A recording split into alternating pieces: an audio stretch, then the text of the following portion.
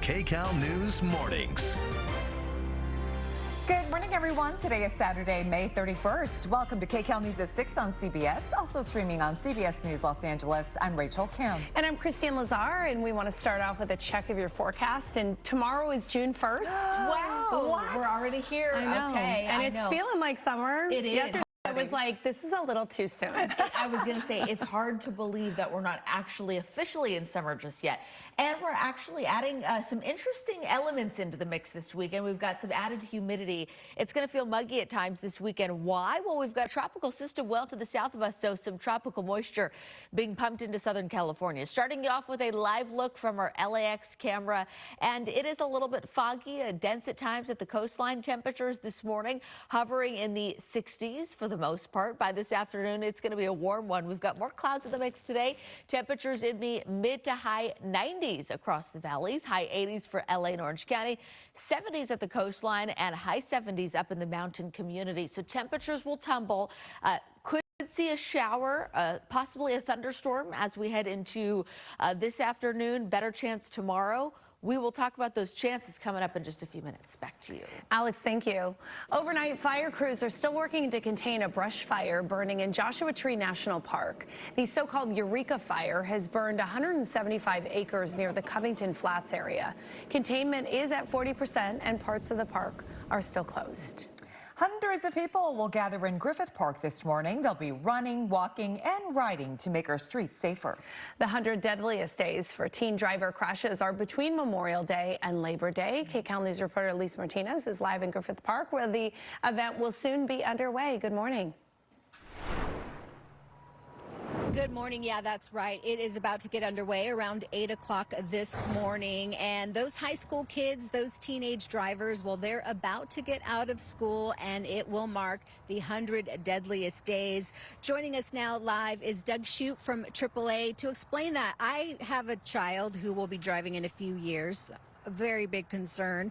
But tell us about that. I didn't know about the 100 deadliest days. What does that mean? The 100 deadliest days is that period between Memorial Day and Labor Day when teen crash fatalities spike. And the reason that this happens is teens are out of school. They're spending more time with other peers, other young people.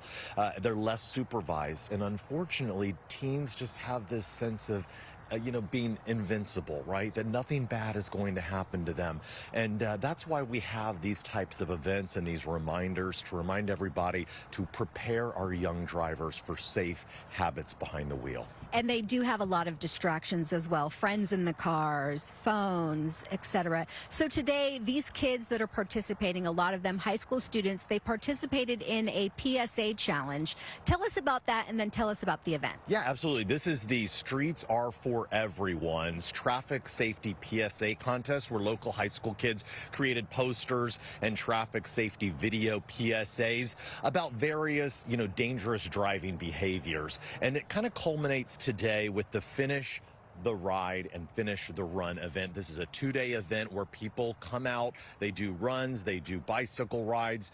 This started in honor of Damian Kevitt. He was a man who was riding his bike in Griffith Park, was hit and lost his leg and almost lost his life. So this Finish the Ride is honoring him for finishing that ride that he was made that day, that he was going to make that day when he was hit. And so the high school students are going to be here. They're going to be showing off their creative posters and PSAs, and it's just a reminder to everybody, take it easy out there on the roadways. All right. Thank you so much, Doug Shoup, AAA. We really appreciate that. There's various lengths that you can do for this ride.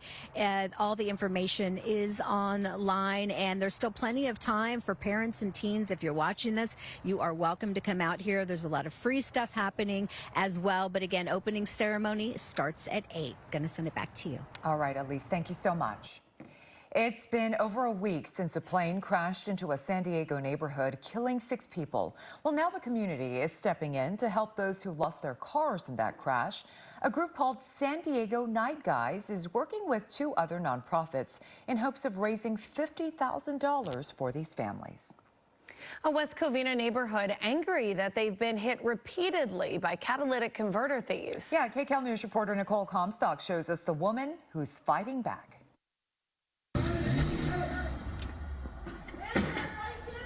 caught on camera using a metal bat to beat the side of a car. This woman's friends tell us she was going after a thief who just stole her catalytic converter. They say you can see it in his hand, along with the saw used to cut it off as he hopped in a getaway car. They get what they deserve. You know, it's going to come back to them at one point. It happened at about 1:30 Friday morning in this West Covina neighborhood near Amar and Azusa. Like, it's upsetting. I get that. I mean, those parts aren't cheap. You know, they're expensive. You can hear the saw slicing through the valuable metal under the car in this security video. Well, I heard the grinding like a saw.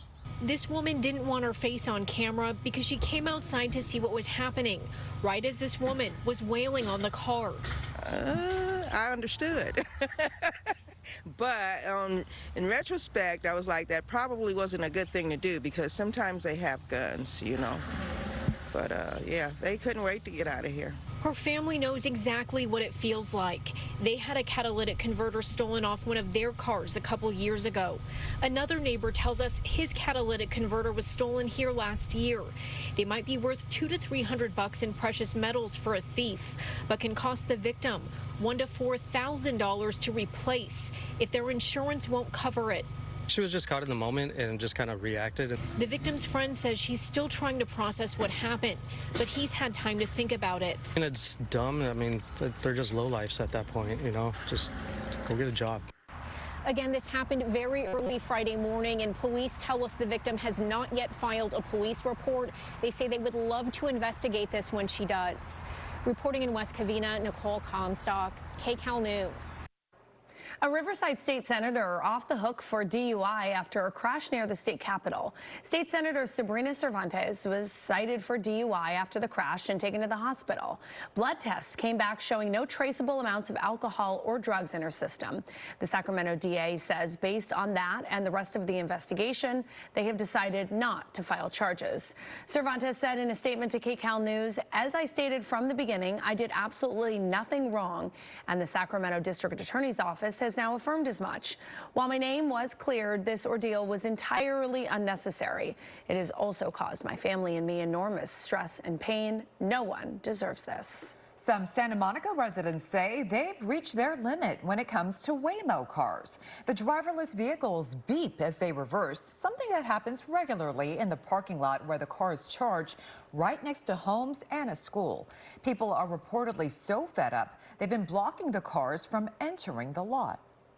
How can you run an autonomous taxi vehicle 24/7 in a residential area? We just want the volume level of the reversing to come down. Well, residents say they've gotten no response from the company or the city and said the city didn't even know about the issue. Neighbors in Ventura are frustrated after a construction collapse swallowed cars and trucks. The project is supposed to be a new apartment complex, but according to city documents, plans for the building were originally denied by the Planning Commission back in 2022. It was redesigned to be 4 stories instead of 5. The plan also involved an underground garage, which appears to be what was being dug out when it fell. When you dig a hole, the sides fall in. I mean, come on, that's what they do. This is sand. This is a beach area. What do you think's going to happen? No one was injured in that collapse, and the city leaders insist there's no further threat to public safety. Well, you may notice if you're out of